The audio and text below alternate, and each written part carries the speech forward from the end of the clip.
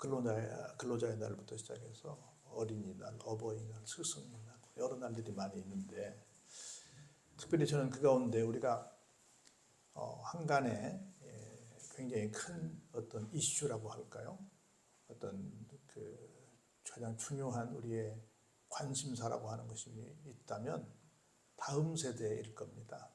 그러니까 너무 기형적으로 고령층들만 교회 안에 있고 또 젊은 층들, 어린아이들은 없는 그런 기형적인 모습을 보이고 있는데 그런 맥락에서 그 청년의 날, 성년의 날, 성인의 날이 굉장히 중요한 날이 아닐까 하는 생각이 들어서 그 청년들을 한번 생각해보고 또 우리가 아직은 또 사실은 유엔에 의하면 우리는 노인이 없습니다. 우리는 다 청년들입니다. 그래서 여러분 모두도 한번 그 시대를 돌아보면서 지금 내가 뭔가 힘을 과시하고 있다고 한다면 그것도 역시 청년이다라고 생각을 하시고 어떤 청년을 그냥 내가 어느 정도 내 스스로 움직일 수 있는 어떤 때라고 이렇게 규정을 짓고 한번 생각해 본다고 한다면 나는 인생을 어떻게 살 것인가 그리고 우리 인생의 후배들에게 어떤 조언을 하면서 살 것인가를 생각해 보는 귀한 시간이 됐으면 좋겠다 싶습니다. 한 번은 나폴레옹이 독일에서 괴테를 만나게 됩니다.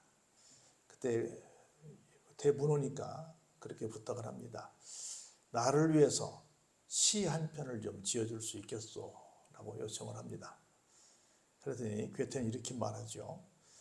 저는 어느 누구에게도 시를 써서 바치는 일은 하지 않기로 했습니다. 세상에 나폴레옹 앞에서 그렇게 말을 합니다.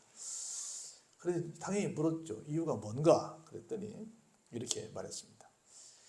그것은 단지 나중에 후회할 일은 하지 않는다는 제 신조 때문입니다. 우리가 어떤 사람을 위해서 막 아부성 발언을 많이 하는 것을 용비어천가를 부른다 이렇게 말을 합니다.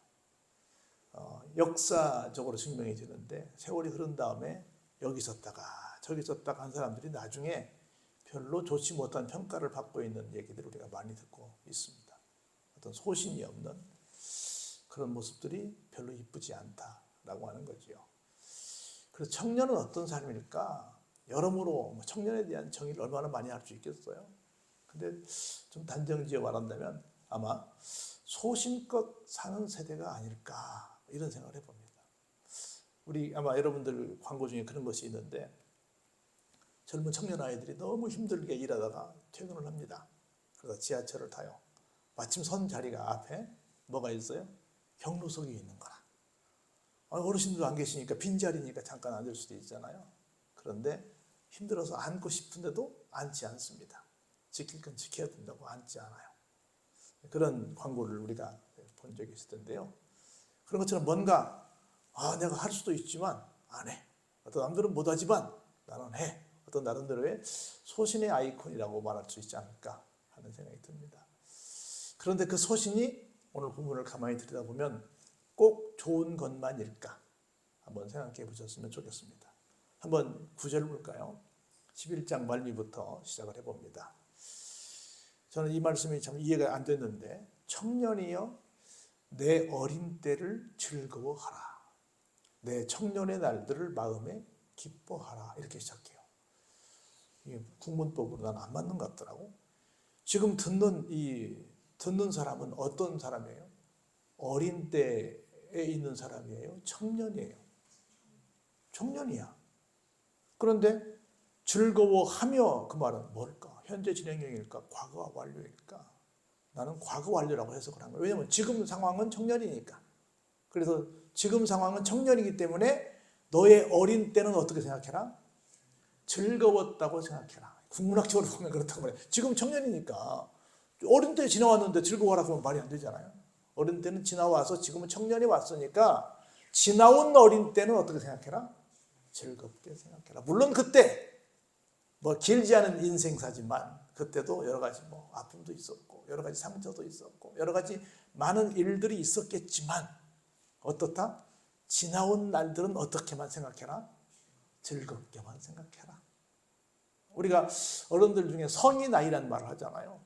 나이는 많이 들었고 등치도 큰데 옛날의 어떤 시점에서 상처를 입은 것을 벗어나지 못해서 늘 마음이 거기에 가 있는 사람을 가리켜서 성인 아이라고 하잖아요. 그래서 그러지 말고 지나온 날들은 그냥 뭐 했다고 해라? 즐거웠다고 해라. 우리 모두가 그랬으면 좋겠어요. 꼭 별로 머리도 안 좋으면서 지나온 날들 중에 꼭 나쁜 것들만 기억하고 사는 사람들이 있어. 그때 내가 아팠어. 그때 내가 뭐 누구랑 싸웠어. 그때 내가 사기당했어. 그때 내가 뭐 어땠어. 나쁜 것들은 다 기억하고 감사했던 일들은 기억하지 못하는 그런 사람들이 많은데, 그러지 말고 그런 것, 나쁜 것들은 다 잊어버리시고 좋은 것들, 즐거웠던 일들만 기억하시며 사시기를 주의 이름으로 축복합니다. 그렇게 부탁하는 거예요. 어디 어린 때를 즐거워하고 지금은 어떻게 지내라? 지금은 기쁘게 지내라. 할렐루야. 사실은 우리가 볼 때는 별것도 아닌데 젊은 아이들이 얼마나 많이 고민하고 살아요. 얼마나 걱정하고 살아요. 그래서 오죽하면 어른들이 그렇게 그런 말 했잖아요. 다 어떻게 된다? 지나간다. 걱정하지 마. 너무 지금 그것 때문에 골몰하지 마. 괜찮아. 지나간다. 그래서 지금 순간을 어떻게 지내라? 기쁘게 지내라. 여러분 보십시오. 죄송하지만 청춘이 깊디까 짧을까? 정말 한순간입니다. 지금 고민하며 우리 젊은 친구들이, 우리 젊은 아이 자녀들이 고민하며 살았으면 좋겠어요. 신나게 살았으면 좋겠어요. 얼마나 세월이 아까워요. 얼마나 지금 소중한 시간입니까? 모든 어른들의 바람이에요. 청년들은 어떻게 살았으면 좋겠다? 기쁘게 살았으면 좋겠다. 마음에 기쁘게 살았으면 좋겠다. 그런데 조금 비꼬는 말을 한마디 합니다. 볼까요? 네가 말이야, 마음에 원하는 길이 있을 거야. 네 눈이 보는 대로 야 이건 좀 했으면 좋겠다라고 하는 그런 것들이 보일 거야. 그런데 하나 명심해라. 하나님 이런 말씀하셨단다. 이 모든 일로 말미암아 너는 뭐 할 날이 있을 것이다? 심판을 받을 날이 있을 거야. 근데 여기 말하면 언뜻 보면 그건 또 잘못하면 벌 받아 이렇게만 될 수 있겠는데 그런 말은 아니고 그것에 따라서 때로는 상을 받기도 하고 때로는 혼을 나기도 해. 항시 네가 한 부분에 대해서 상벌이 있으니까 좀 신중하게 살아라. 소신껏 살아. 그런데 소신껏 산 그 결과에는 뭐가 있다? 심판이 있다는 걸 기억하고 신중하게 살아라. 가능하면 네 마음에 어떤 것이 가득할 수 있도록 기쁨이 가득할 수 있도록 살아라. 기쁨이 가득한 삶을 살면 이상한 사람이 아니고서는 나쁜 짓 안 할 거 아니에요. 그렇죠? 그러면서 어떻게 살아야 되냐? 그런즉 근심이 어디에서? 내 마음에서 떠나게 해라. 악이 내 몸에서 물러가게 해라. 지난번 거 보니까 어릴 때나 검은 머리의 시절이 똑같은 거예요. 젊을 때죠. 다 어떻더라? 헛되더라. 조금 미안한 마음이 있긴 하지만 무시하는 건 아니에요. 제가 진수가 군대를 가기 전에 자기 뭐 몇 년 선배들, 불과 얼마 되지도 않아요. 1, 2년, 2, 3년 선배들의 얘기를 듣고 뭐 군대라는 것이 이런 것이라고 막 자기들끼리 무한한 정보를 공유하면서 걱정도 하고 별 생각을 다 하고 그러고 있더라고. 그래서 내가 갔다 온 사람으로서 그거 별로 맞는 정보가 아닐 텐데 근데 괜히 가서 보면 별것도 아닌데 가기 전에는 얼마나 많은 얘기를 들으면서 얼마나 많은 공포를 가지고 들어가는지 곁에서 보는 어른의 입장에서는 굉장히 우스웠어요. 그렇다고 또 무섭다고 말할 수도 없고 그래 한번 가봐 이렇게 하면서 입대 전에 그 많은 이야기들을 들어주면서 보냈던 기억이 지금도 생생합니다. 벌써 지금 많이 세월이 흘렀어요. 다 대단한 근심이 있을 것 같고 대단한 뭔가가 있을 것 같고 그런데 그게 다 철부지들의 별것 아닌 것들이라는 거죠. 지나놓고 보니까 다 어떻더라고요? 다 헛되더라. 가서 보니까 뭐 별것도 아닌데 뭐 할만한데 뭐 할 텐데 그냥 거기 가면 죽는 줄 알고 막 그 군대 안 가려고 그러고 얼마나 코미디 같은 일들이 생겼는지 모릅니다. 뿐만 아니라 우리 사는 인생사가 다 그런 것 같아요. 가서 맞닥뜨려 보면 별것 아닐 텐데 그냥 불안해가지고 아니라는 거죠. 그리고 별것 아닌 일이나 막 청년들이 막 혈기를 부리고 청년 그런 뭐예요? 혈기의 세대 아니에요. 분노하는 거. 지나고 보면 다 후회할 일인데 왜 그렇게 청년 시절을 그 정말 아름다운 시절을 그렇게 보낼까 하는 거예요. 특별히 좀 이렇게 막 화가 많이 나 있는 청년들, 얼마나 화가 많이 나 있어요. 그런 분들에게 이런 얘기를 하나 해주고 싶어요. 정신의학자 엘미 게이스라고 하는 사람이 있는데요. 이 사람이 감정 분석을 실험해 봤는데 사람에게는 숨결이 있대요. 우리 숨 쉬잖아요. 숨결이 있는데 그걸 시험관에 넣어봤더니 그 액체가 공기로 생각되면 침전물이 생기는데 그때 여러 가지 색깔로 변한다네요. 그래서 보니까 화를 내면 그게 밤색으로 변한대요. 그리고 고통이나 슬픔의 상태에서는 회색으로 변한다네요. 후회의 상태에서는 복숭아색으로 변한다고 합니다. 이 중 밤색으로 변한 분노의 침전물을 수집해서 흰 쥐에게 주사했더니 수분 내에 몇 분 안 돼서 죽고 말더라는 겁니다. 이처럼 사람에게 그 화를 내면 굉장한 독소가 생기고 정말 자기도 남도 죽게 하는 아주 치명적인 것이 발전하게 되는데 얼마나 이게 안 좋은지를 증명하는 과학적인 증거예요.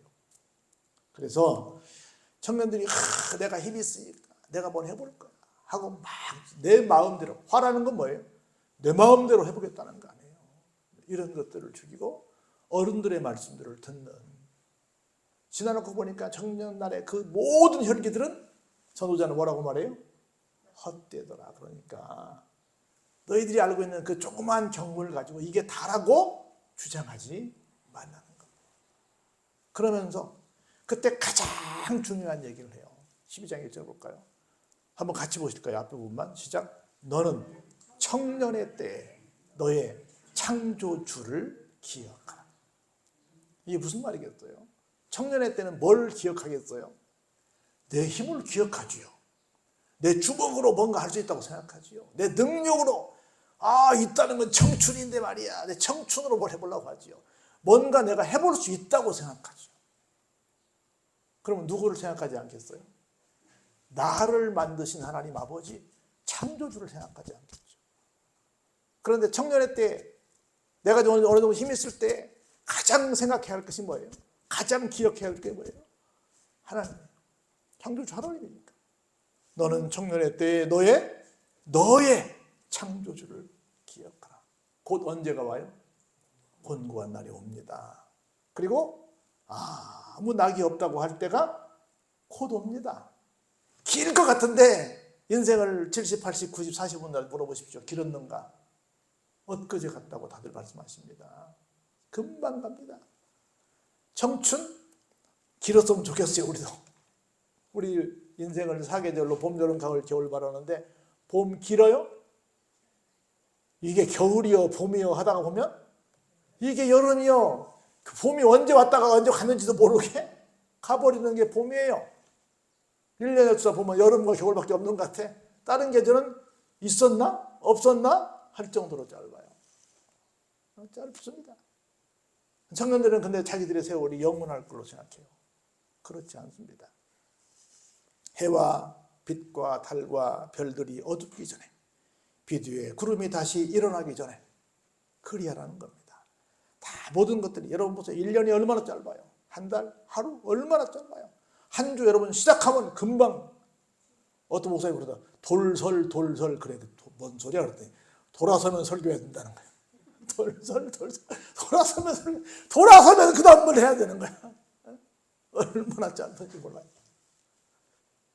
그런 날에는 집을 지키는 자들이 떨 것입니다. 힘 있는 자들이 구부러질 것이고요. 맷돌질하는 자들이 적응으로 그칠 것이고 창들로 내다보는 자는 다 어두워질 것이다. 굉장히 시적인 얘기예요. 힘이 없으니까 나중에 내가 다 힘이 떨어졌어요. 내가 어떻게 아둥바둥 뭘 모았어요. 근데 누가 들어올까 봐 벌벌 떱니다. 힘 있는 사람들은 다 구부러집니다. 당연할 거 아니에요. 기도 작아지고. 맷돌질은 뭡니까? 일하는 사람들이 적어지는 거죠. 당연히.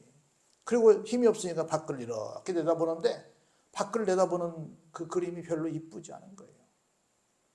그리고 볼까요? 길거리 문들이 닫혀질 것이며. 저는 요새 보면서 가슴 아픈 것은 길 다니다 보면 임대합니다. 매매합니다. 땅이고 건물이고 그런 게 얼마나 많은지 몰라요.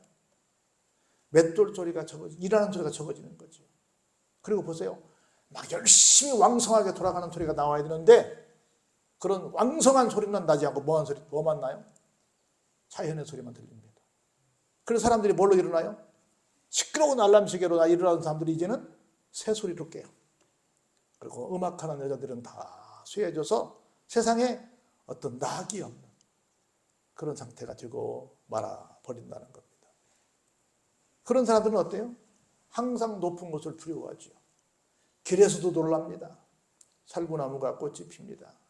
제일 먼저 피는 꽃이라고 그러죠. 해가 그렇게 빨리빨리 갑니다. 그리고 아주 가벼운 메뚜기도 짐이 됩니다. 그리고 정력도 그치고, 왜냐하면 사람이 자기의 영원한 집으로 돌아가고 누구만 왔다 갔다 해요? 소문객들만 왔다 갔다 하는 산자의 도시예요, 죽은 자의 도시예요. 죽은 자의 도시예요. 메가리가 하나도 없는, 우리가 뭐 몇 년 후에는 우리나라가 뭐 존폐가 뭐 어떻다 이런 말 하잖아요. 그렇게 전부 다 무기력한 그런 동네로 다 바뀌어져 버리는, 그런 삶의 자리로 바뀌어져 버리는 그런 날이 온다는 거예요. 우리 실질적으로 그러잖아요. 어디 가보면 다 거의 노인들만 계시고 이런 상황이잖아요.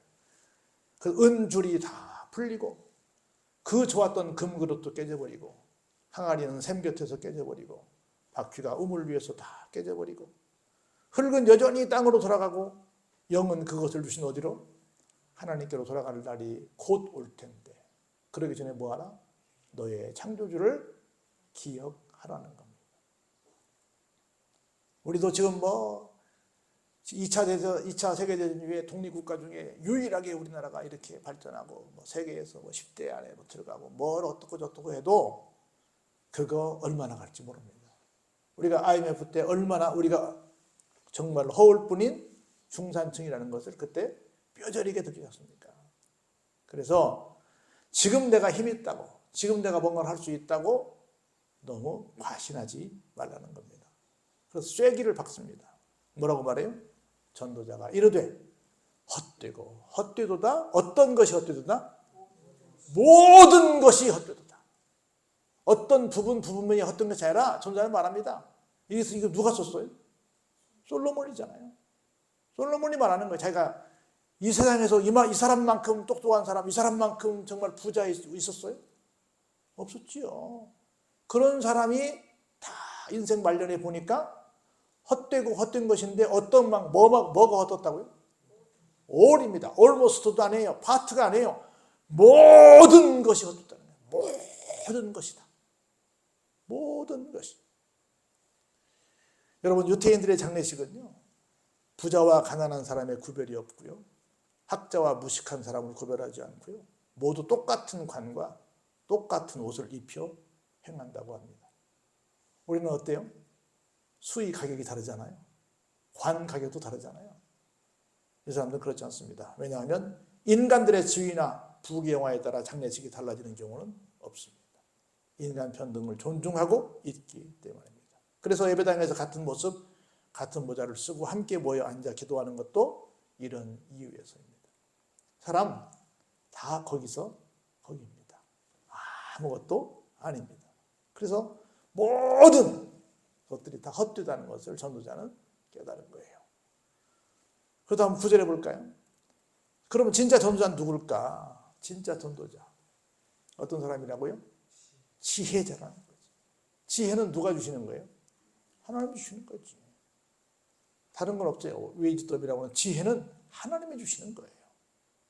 그래서 여전히 전도자는 백성에게 그 지혜를 가지고 풀어 쓰는 것을 지식이라고 해요. 지식을 가르쳤고, 또 깊이 연구해서 잠언이라고 말하는, 우리말로 말하면 교훈, 이런 말인데 교훈을 많이 지었어요. 그 우리가 나이 든 사람들로서 깊이 생각하고 연구해서 나 자신과 우리의 후진들을 위해서 어떤 좋은 말을 해줄까를 늘 연구하는 것이 필요합니다. 그래서 좋은 글을 쓰는 게 필요해요. 상반된 얘기를 하나 해보면요, 아프리카에서는 갓난 아이의 죽음보다 노인의 죽음을 더 슬퍼한다고 합니다. 아프리카에서는 갓난 아이의 죽음보다 노인의 죽음을 더 슬퍼한대요. 왜요? 노인은 많은 경험을 쌓았기 때문에 부족의 나머지 사람들에게 도움을 줄 수 있지만, 갓난 아이는 세상을 경험해 보지 않아서 자기의 죽음조차도 의식하지 못하기 때문이라고 합니다. 맞는 것 같아요? 하여튼 그렇대요. 맞는지 틀린지 모릅니다. 왜냐하면 그 다음 얘기가 나오니까. 유럽에서는 갓난아이의 죽음을 오히려 슬퍼한답니다. 왜냐하면 이 친구가 살았더라면 아주 훌륭한 일을 해낼 수 있었을 아이의 죽음이기 때문에 더 안타까워한다고 합니다. 그에 비해 노인의 죽음에 대해서는 거의 관심을 보이지 않답니다. 왜냐하면 어쨌든 노인은 살 만큼 살았다고 생각하기 때문이랍니다. 여러분은 어느 쪽이세요? 아프리카 편이세요? 유럽 편이세요? 둘 다 일리가 있다고 봅니다. 어느 또 어디만 옳다, 뭐 아프리카는 못 사니까 틀렸다, 이건 아니고 다 나름대로 의미가 있다고 봅니다. 노인은 뭐가 있으니까? 관록이 있으니까. 아이는 뭐가 있으니까? 앞으로 미래가 있으니까. 둘 다 소중하다고 봅니다. 그래서 모두가 각자 깨달아야 될 걸 깨달으면 정말 서로에게 도움이 되는 삶을 살게 되리라고 믿습니다. 그래서 볼까요? 전도자는 힘써 아름다운 말들을 구하였나니 진리의 말씀들을 정직하게 기록하였느니라. 우리는 살면서 힘써서 아름다운 말들을 구해야 될 줄을 믿습니다. 저는 참 안타까운 게 뭐냐면 옛날에는 학교에 가면 교훈도 있고 급훈도 있고 여러 곳곳마다 좋은 말들이 참 많이 써져 있었어요. 집에도 다 그런 좋은 말들이 많이 써 있었습니다. 그런데 지금은 어떤 공공장소를 제외하고는 별로 좋은 말들을 어떤 집이나 어떤 단체가 많이 못 보는 문화가 있어요. 옛날에 비해서는 많이 못 붙여요. 벽에다 거는 것이 뭐 싫은지 그다 막 깨끗한 것이 좋은 건지 잘 안 붙여요. 근데 옛날에는 막 여러 가지 뭐 할 수 있다, 뭐 여러 가지 뭐 등등등 굉장히 많은 글들을 많이 써놨는데 지금은 별로 없어요. 우리는 아름다운 말들을 구해서 그걸 내 가슴 속에 새기고 벼랑박에도 붙이고 우리가 문설주에 붙여놓고 들어갈 때 오갈 때마다 말씀을 읽었고 막 이렇게 뽀뽀했던 얘기 들어보지 않습니까? 그렇게 뭔가 정직한 기록들을 가지고 뭔가 묵상하고 또 새기고 도전하는 그런 것들이 필요한데 좀 그런 정신들이 약해진 세상에 살고 있지는 않을까 하는 생각이 듭니다. 왜냐하면 지혜자들의 말씀들은 뭐처럼 보여요? 때로는 찌르는 채찍들 같습니다. 회중의 스승들의 말씀들은 어때요? 잘 박힌 못과 같습니다. 이건 모두 누구의 말씀이니까요? 한 목자의 주신 말씀이니까. 누가? 하나님이 주신 거니까. 때로는 이걸 채찍으로 받아들이시고 때로는 잘 박힌 못으로 여러분들이 받으셔서 여러분의 삶에 큰 도움이 되기를 바랍니다. 그 12절에 이렇게 말씀해요. 내 아들아, 내가 또 이것들로부터 어때라? 경계를 받으라. 항상 이것을 어떤 신조로 주의사항으로 지켜야 될 필수사항으로 알고 살아라 그 말입니다. 보세요. 많은 책들을 짓는 것은 끝이 없다. 많이 공부하는 것은 몸을 피곤하게 한다. 학생들이 이것 가지고 공부를 안 합니다. 많이 공부하면 피곤하대요. 그래가지고 이 말씀 돼가지고 공부를 안 하려고 그래. 그런 건 아니고 하나님의 말씀이 아닌 인간적으로 생각하는 많은 결산물들을 말합니다. 그런 것들은 피곤하게 합니다. 여러분 우리 그래서 얼마나 잠언에 대한 얘기들이 많은데 탈무드 가운데 이런 얘기가 하나 있어요. 현인, 지혜로운 사람이 되기 위한 방법이 뭘까? 7가지 조건을 우리에게 제시합니다. 여러분들 한번 나는 현인이 되는 조건을 갖고 있나 한번 몇 가지나 갖고 있나 생각해 보시기 바랍니다. 첫 번째는요. 현명한 사람 앞에서는 침묵을 지킨다. 우리 뭐 번데기 앞에서 뭐 말하게 하잖아요. 공자님 앞에서 뭐라고 하잖아요. 현명한 사람 앞에서는 함부로 입을 열지 않는다. 상대의 말을 중간에서 끊지 않는다. 가장 큰 결례겠죠. 세 번째는 대답을 침착하게 한다. 네 번째는 항상 핵심만 뽑아 질문하고 대답을 조리 있게 한다. 대답을 장황하게 하면 안 됩니다. 간결하게 해야 됩니다. 다섯 번째, 먼저 해야 할 것과 나중에 할 것을 구분한다. 여섯 번째, 모든 것은 스스로 솔직하게 인정한다. 마지막 7번째는요. 진실은 망설이지 않고 인정한다. 마빈 토케이가 쓴 그 짤막한 탈무드라는 글에서 발표한 건데요. 이렇게 우리가 여러 가지 좋은 글들이 많이 있습니다. 좋은 말들이 많이 있습니다. 이런 것들을 보면서 어떻게 하는 것이 정말 내가 하나님 앞에 창조주를 인정하는 삶을 사는 것인가를 생각하면서 그런 것들 하나하나를 배우는 일에 앞장서야 될 줄로 믿습니다. 그래서 마지막 13절, 14절에 볼까요? 뭐라고 하는가? 일의 결국을 다 들었어요. 무슨 말이에요? 솔로몬이 자기가 인생을 다 살아보니까 내가 평생에 산 모든 이야기들을 가지고 이렇게 내가 잠언을 써봤는데 내가 평생의 모든 경험들을 다 말했는데 꼭 해줄 말이 있다. 꼭 당부하고 싶은 정말 중요한 사항이 있다. 그게 뭐라고요? 하나님을 경외해라. 그리고 하나님의 명령들을 지켜라. 이것이 뭐라고요? 어떤 특정한 사람만이 아니라 모든 사람의 본분이다. 내가 살아보니까 다른 게 본분이 아니라 하나님을 경외하고 하나님의 말씀을 명령으로 알고 지키는 것이 사람의 뭐더라? 본분이더라 라고 하는 겁니다. 그러면 다시 한번 반복해요. 마지막 절에 하나님은 모든 행위와 모든 일을 어때요? 선악간에 뭐 하시더라? 심판하신다. 젊냐? 힘 있냐? 내 마음대로 뭔가 할 수 있냐? 마지막에 뭐가 있다? 심판이 있다는 것을 기억해라. 한 가지만 얘기하고 마칩니다. 어른들은 숫자를 좋아한다는 말이 있어요. 생텍쥐페리의 어떤 어린 왕자에서 나온 한 글인데요. 새로 사귄 친구들에 대해서 이야기를 어른이 하고 애들이 한다고 한다면 애들은 이렇게 말한다고 합니다. 그 애의 목소리는 어떻지? 어떤 놀이를 걔는 가장 좋아하지? 어떤 나비랄지 곤충 채집을 하지? 이런 것들을 그의 관심사를 가지고 이야기한다고 합니다.